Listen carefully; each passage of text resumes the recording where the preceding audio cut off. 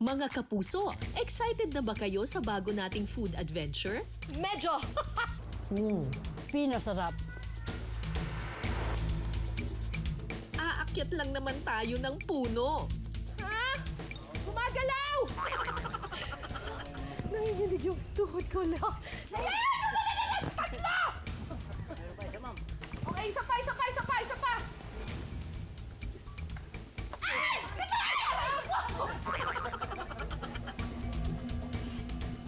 Ang kate! Mababa na ako! May mga ano ba? Tuloy kayo, ma'am. Ang kate! Mangunguha ng kakaibang halaman, Kalain mo.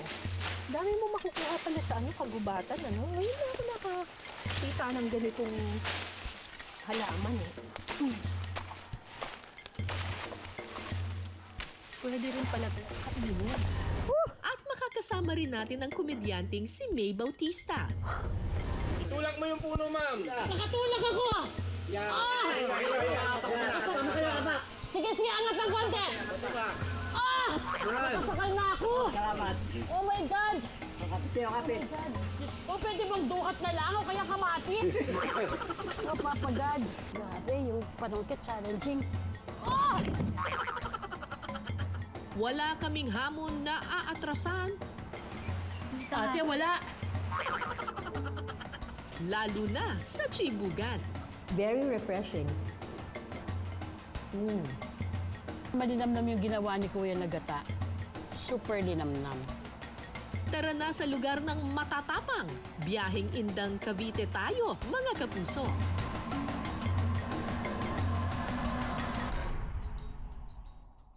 Andito tayo ngayon sa Indang, Cavite. Medyo mataas na bahagi na... Oh my God! Medyo mataas na bahagi na to ng Cavite, kaya mas malamig kumpara sa mga ibang lugar sa Cavite. At kapag malamig ang panahon, malamig din ang lupa. Ang tumutubo kapag malamig ang lupa, suha. Yan ang ating hahanapin ngayon. Let's go! Bago marating ang mga puno ng suha, kailangan munang maglakad ng higit kumulang kalahating oras. Sana na lang, mas masarap yung suha na makukuha natin dito. Kasi sabi nga nila, mas sumasarap kapag pinaghihirapan. O ayan, nahihirapan tayo ngayon. Sana may matamis na kapalit.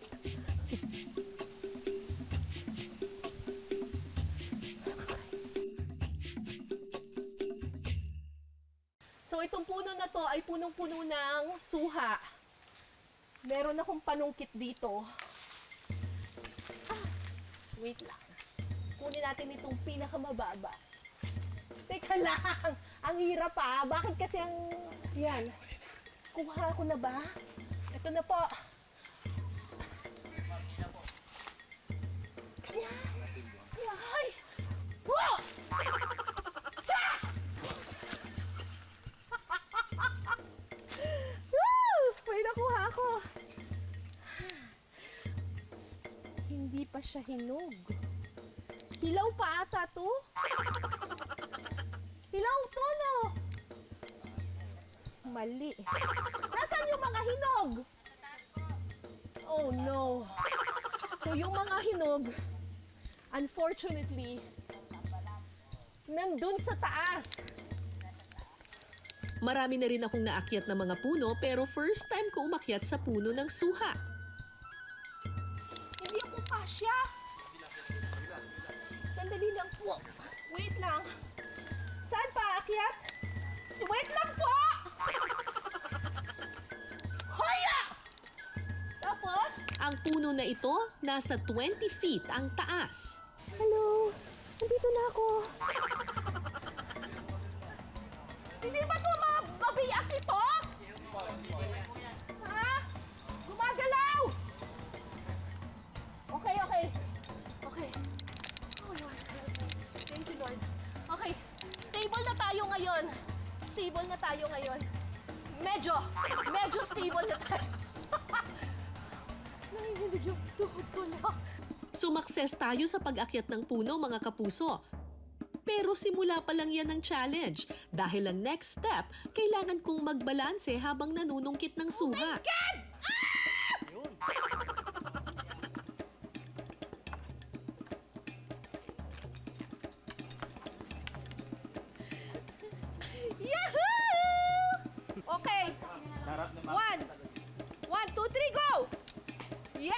job! Okay, ito, dito, pwede to. Isang ito. Eto na, ha?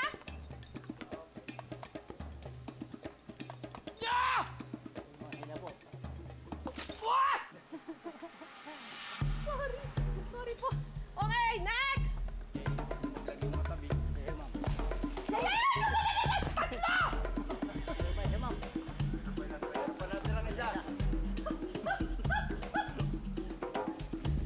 Okay, isa pa, isa pa, isa pa, isa pa.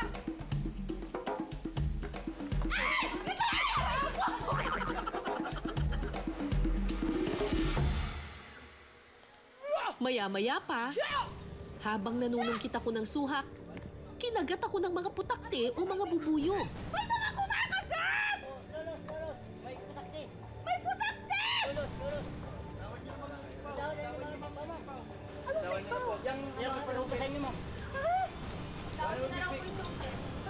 Ang kate!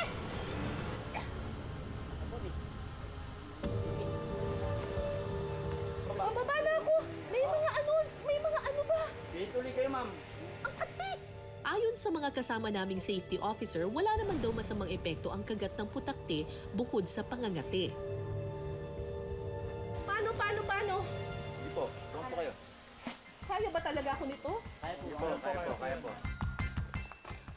Nanginginig ito. Kinagat ako ng putakti. Nabugaw ko naman sila. Parang may putakti ata yung isang suha. Napakahirap. Ngayon, alam ko na kung bakit ang mahal ng suha. Ang hirap po kunin, ha? So, eto na ngayon yung ating nakuhang suha. Hopefully, matamis po siya.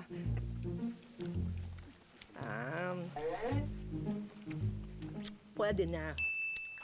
May konti pa ring asim pero mas makatas. Dahil hindi pa masyadong hinog ang mga suha, perfect daw itong gawing pampaasim. At ngayong maulan ng panahon, ano pa nga ba ang perfect iluto kundi sinigang? Sa isang kaldero, kailangan munang magpakulo ng tubig. Lalagyan din ito ng kamatis, sibuyas at luya. So ayun, kumulo na siya. Ilagay na natin yung bangos. Paano po to? Isang buong suha bang gagamitin natin? Opo, isang buong suha. Kapag naluto na ang bangus, ilalagay na ang okra at labanos. Tapos lagyan na natin siya ng pampalasa. Ayan, asin.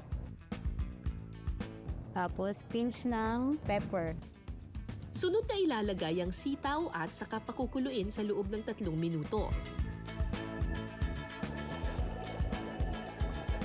Kapag kumulo na, ilagay na ang talong at sili. Ilalagay na po natin yung kangkong. Mauna yung kangkong. Yeah. Talagang last na last yung pampaasim. Opo. Tapos tsaka po natin ilalagay yung pang-asim. Ito na yung suha. Maya-maya pa, luto na ang sinigang na bangus sa suha.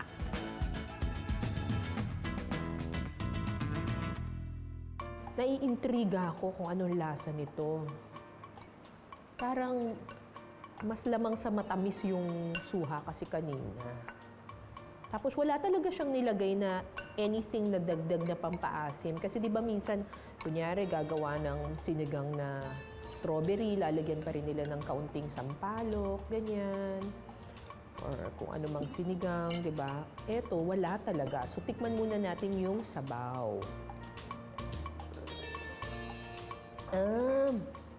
Parang yung lasa niya yung parang pinangat na isda, ganon. Very refreshing. Hindi talaga siya maasim, tulad ng ina-expect na sinigang. Pangat yung peg niya. Yung asim galing lang siya dun sa very, very subtle na suha at saka very, very subtle na kamatis. Very refreshing. Saktong-sakto yung pagkakaluto ng bangus.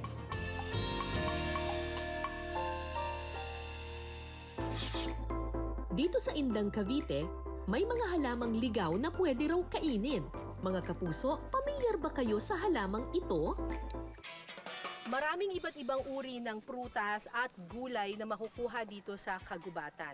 Pero dito daw sa Indang Cavite, meron daw isang uri ng gulay na kung tawagin nila pongapong o sa Ingles, elephant foot yam. Hi ate! Nasaan po dito yung mga pongapong? Ito po. Ito po? Opo, ito po lang po. Alin ang kinakain dito? Yung pinakakatawan niya lang. Ito, pwede po itong tagain na ganito, ganyan. Tapos, malambot lang siya. Para ka lang nagtaga ng saging, pero wag na wag niyo hahawakan yung kanyang ubod kasi raw makati. Dami mo makukuha pala sa kagubatan, ano? Ngayon na ako nakakita ng ganitong halaman, eh. Pwede rin pala ito kainin. Bakit kaya elephant foot? Parang di naman siya paa ng elepante. Mas naiintriga ako kung ano lasa nito.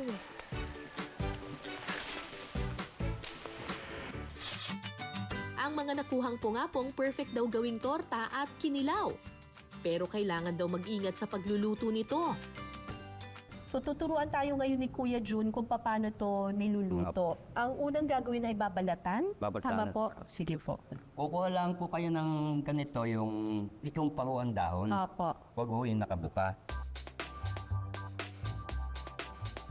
Ilalaga po Opo. yan. Isang oras ilaga. Para lumambot siya. Basta kailangan lutuin ng maigi talaga. Opo. Kasi kung hindi magiging makate. Opo.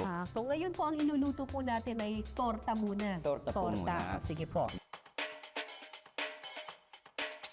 Sa isang bowl, ilalagay ang pungapong at itlog. 3 itlog. Ayan. Astin. Kalasa raw ito ng talong or parang ganun daw ang texture. Kaya tortang talong, ito naman tortang pungapong. Saka konting bitchin, buya. Lagyan po natin ng harina. Sa isang kawali, magpapainit na rin ng mantika. Ayun. At saka ito ipiprito hanggang maging golden brown. Matagal na po kayong nakain ng ganyan? Opo. Hindi lang po baboy. Ay, bakit po? Pinapakain rin po ito sa baboy? Ang karaniwan ho dito sa amin, pinakakain mo sa mga baboy. Ah, bakit po? Yan ang portonada ko ng baboy, niluluto rin ho yan. Pero hindi naman siguro tinotorta. Hindi. Oo. Parang nilalaga lang.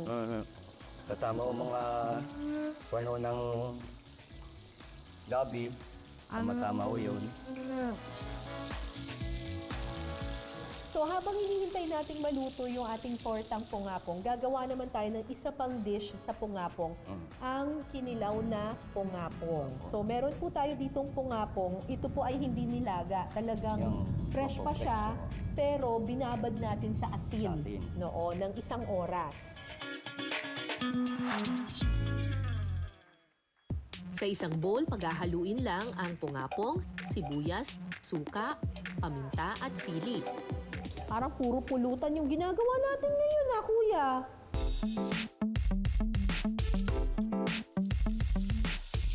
Uy, maganda na ang kulay nitong pungapong. Ayan, okay na yan. Okay na po. Ang bilis. Okay, kompletos ricados.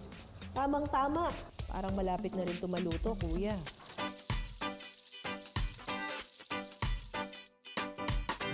Mga bagong putahe na naman ang ating titikman? Abangan mamaya.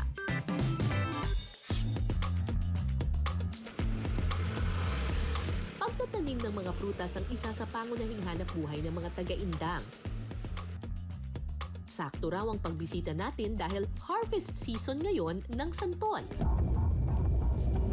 At ang nakatoka sa gawain yan, ang komedyanteng si May Bautista.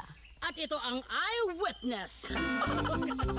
Ay, naku po, ang dulas. Papunta ako ngayon dun sa taniman ng santol. Ay!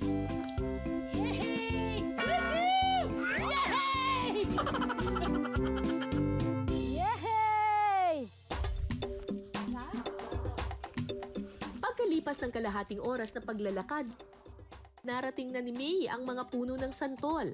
Kahit saan magpunta, safety first palagi mga kapuso. Kaya naman nariyan ang safety officers ng Indang para kabitan ng harness si May.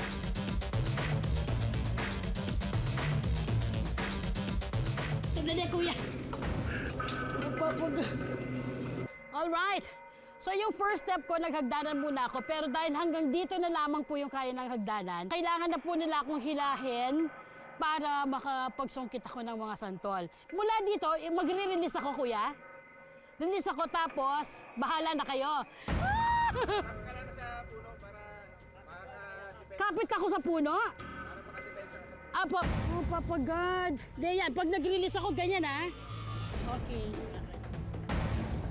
Ulo po. Saglit po yung ulo. Wait lang po. Kuya, aray ko. Wait lang. Yung mukha ko.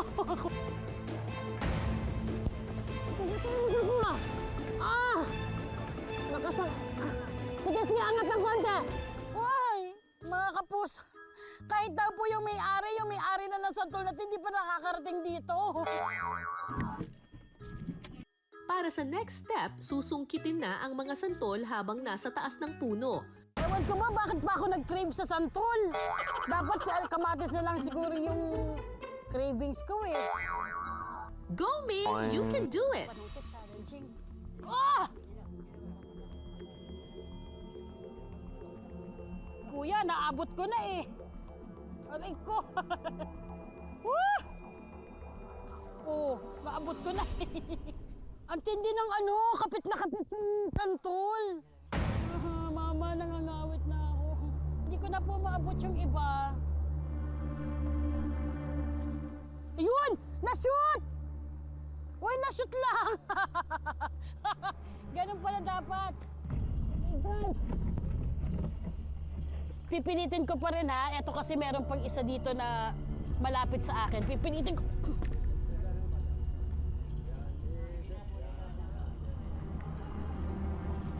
Oops. Kuya, ang tindi nito eh. Ayaw magpakuha eh. Teka. Aray. Kuya nga. Alright. Sa wakas, nakuha din sa tulong ni Kuya. I-shoot natin. Okay, shoot natin ngayon. Yehey! Mga kapuso, sa ngayon, nakalimang santol na ako. Yehey! Sobrang achievement na po yun dahil ang lalayo talaga nung santol mula dito sa kinatatayuan ko po. Congrats, May! Masasatisfy na ang santol cravings mo. Wait lang po, aray ko, ang sarap! Yehey! Oh my God! Ba't ka bumitaw sa tali? Kasi, ang dami ko! Tali. Oh my God! Ay, sarap! Bakit pa po? Aray. Oh, salamat po! Ay, sus ko, thank you! Sa isang kawali, igigisa ang bawang at sibuyas. Sunod na ilalagay ang giniling na baboy.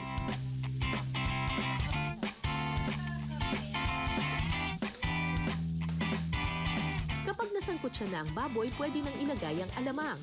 Bakit po kailangan lagyan ng alamang? Para siya'y masarap siyang tikman. Maagaw, asin.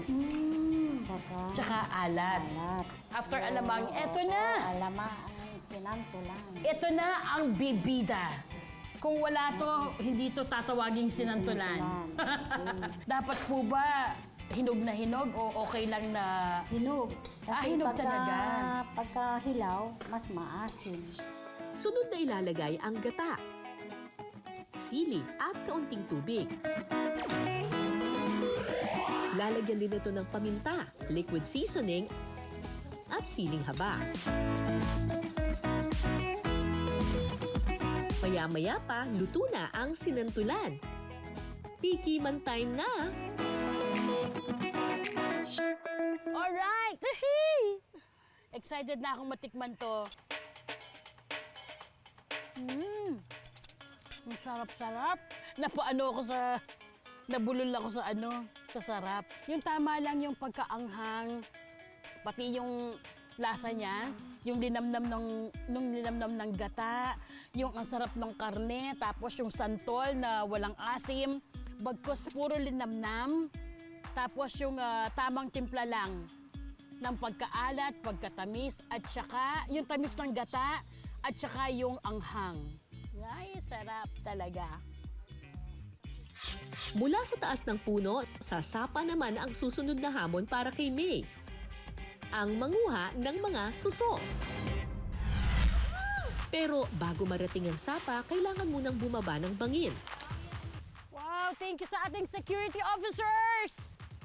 Woohoo! Laking tulong ng tali. Oh my gosh. Ay! Galing, thank you kuya! Woohoo! At dahil nasa pinasarap ka, kailangan mong lumusong, May. Sa pagkuha ng suso, kailangan itong kapain at mano-manong dakutin sa lupa. Aray ko, nahulog ako. Ngayon kasi Uy, ang sarap ng tubig. Thank you po, ang sarap ng tubig. Mama, ako. Eh, ganito rin po kami. Alam, meron ganito, tulya. O suso. Ay, ano? Tulya po. Paros-paros. No? Ate, wala naman eh. Kaya nga po. Diyos ko, hindi kaya sawa naman ang maano ko nito. Hindi po. Meron ba sawa sa ganito? Wala po, wala po. Parang camera siya, yung mga suso. Paano siya tatagutin? Meron naman maliit. Ayun, ayun. Alam niyo po, kung hindi inulan, talagang, ayun! Yay! Yay! Kung di po talaga inulan na tumaas yung tubig, isang ganun lang daw po nila. Isang dakot na ganun, marami na nakukuha na ate. Saglit lang po. Oo, at saka saglit lang si ate dito. Mga ilang minutes lang kayo, tapos gaano kadami nakukuha nyo na? Na isang tabo. Opo, wala. Anyways, sige, Ate Nympha, it's okay. Kasi kahapon po, nag-harvest naman sila Ate Nympha. May natitira pa po. Opo, nandun po sa... Sige, pwede pong yun po yung lutuin natin. Opo. Okay na siguro tayo dito kasi 6 days na po tayo. Tama po, ate, 6 days na din. Mag-1 hour na, kailangan pa din po natin magluto. Pagkatapos manguha ng suso, kailangan namang akyatin ng bangin pabalik. Ayan, no? Game ka pa ba sa adventure, May? Ang laking tulong nito. Wow, sarap! Salamat po. Ah! Sorry. Ah! Aray ko, sorry. Kapag suso ang usapan, adobo sa gata ang masarap na luto riyan.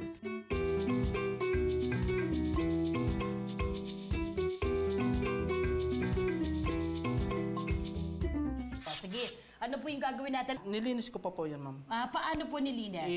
Pagkatapos kong putulin yung matutulis po niya, inanong ko po ng asin. Tapos kinulong ko po siya. Kinulong nyo sila? Yung hinalo-halo. Yung parang kinulog. Opo. Sa isang kawali, igigisa ang bawang, sibuyas at luya. Ayan na, susuna, yung pinakabida. Lalagyan nito ng paminta, siling pula, at siling green. Sunod na ilalagay ang toyo at patis. Pampalasa. Dagdag lasa lang po. Tapos ngayon, gata na po tayo, ma'am. Gata na. Ilalagay lahat. Opo. Yay! Gata is the best. Yes, yes. Sunod na ilalagay ang pinatuyong dahon ng gabi at saka ito pakukuluin. Wow. O ito, nangangamoy na. Ibig sabihin po, malasa na po siya. Kapag luto na ang dahon ng gabi, pwede nang tikman ang adobo sa gata na suso. Woohoo! At ito na ang adobo sa gata na suso. Exciting. Kuya, thank you po, kuya. Yay!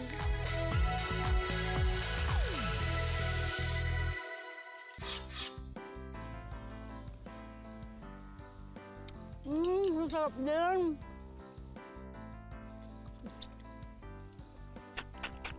Ay, ang daling kainin. Grabe. Do not underestimate.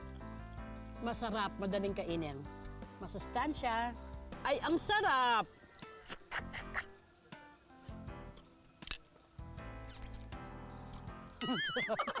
Gusto ko pa. Tsaka malinamnam yung ginawa ni Kuya na gata. Super linamnam. pinasarap. Sa loob ng mga kagubatan sa Indang, may mga ligaw na halaman na pwede rin daw panglamang tiyan. Ang pungapong. Perfect daw itong gawing torta at kinilaw. Kumusta naman kaya ang lasa? Okay, tikman na natin itong pungapong. First time kong kumain ito. Actually, first time kong makakita ng pungapong. Nung pinost ko siya sa social media, sabi sa akin, "Naku, Kara, hindi yan kinakain. Pagkain yan ng baboy," sabi nila. Aba, pero hindi. Tikman na natin. Ito ay kinilaw na pungapong. Wow! Yung pungapong itself, wala siyang lasa. Na-absorb lang niya talaga yung flavors. Yung asim at saka yung anghang, na-absorb lang niya. Pero siya mismo, yung pungapong mismo, parang wala akong nalalasahan. So, nagde-depend siya dun sa timpla. Woo! Ang anghang! Okay, tikman natin ngayon itong torta. Ayan. Tikman natin itong torta. Kinamay ko na po. Sausaw natin sa ketchup. Mas nalalasahan mo yung egg at saka yung sibuyas. Yung mismong pungapong, parang ka-texture niya yung talong. And para rin siyang talong na wala masyadong lasa. Nag-enjoy ka na sa adventure na busog ka pa sa pagkain. 1, 2, 3, go! Yes! Good job!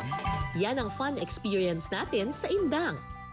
Mula sa kanilang mga taniman at mga sapa, hinding-hindi sila nauubusan ng biyaya.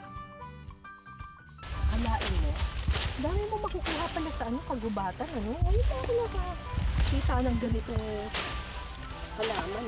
Mga sariwang sangkap mula sa kalikasan, perfect gawing ulam. Hanggang sa susunod nating kwentuhan at salo-salo, ako po si Cara David. Ito ang Pinas Sarap.